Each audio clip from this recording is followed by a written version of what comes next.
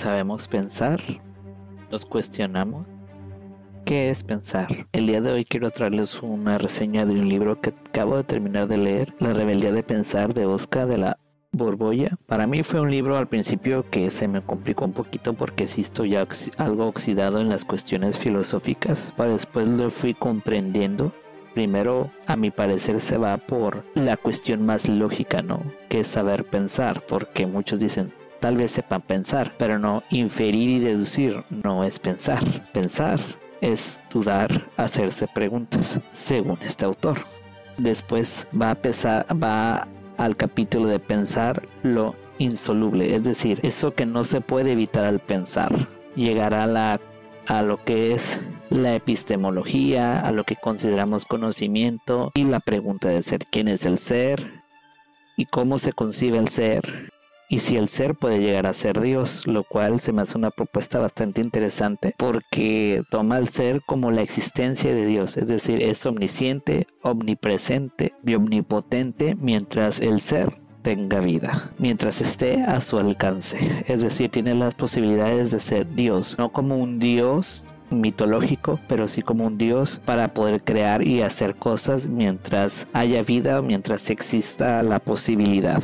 Después va con el pensar y la acción y los tres por qué. Los por qué del asombro, por qué nos asombramos, el por qué de el rechazo y el por qué de la impotencia. Más bien esto viene siendo de la pregunta del pensar insoluble. Después viene el pensar de la acción con los deseos. Es decir, el deseo natural, el deseo puro, es el de la idealización, el deseo del inventar, o sea, de la creación, y el deseo de tener o de poseer, y finalmente el pensar y la felicidad. Podemos ser felices pensando, se puede conseguir la felicidad, y este autor dice que sí, pero este pensar o esta acción del pensar viene con saber que te vas a morir. Y es por eso que aprovechas esta vida para poder pensar, para poder crear, a diferencia de aquellas personas que no ejercitan el pensamiento, que se les pasa la vida pensando que no se van a morir y no hacen nada. Tal vez en un futuro, no digo que cercano,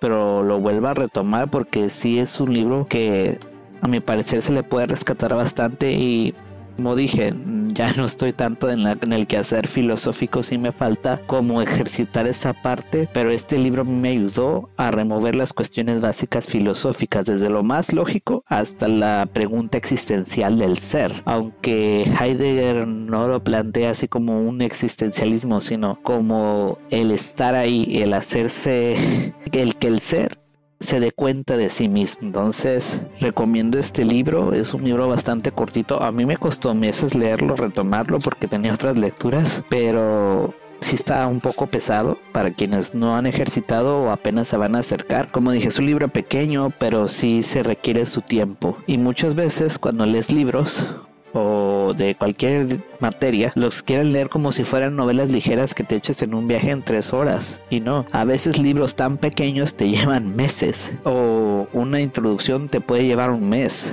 Leer estos libros, tanto filosóficos, sociales, políticos o de cualquier materia que requiera un esfuerzo mental, hay que darles el tiempo y también disfrutarlos, ¿por qué no? Porque no se trata de carrera ni de prisa, porque es imposible saber todo en nuestra vida. Pensar se da cuando aún existimos y cuando seguimos vivos, y eso es lo que este libro rescata. Y nada, esta ha sido la recomendación de hoy. Los veo y los escucho en la próxima. Bye.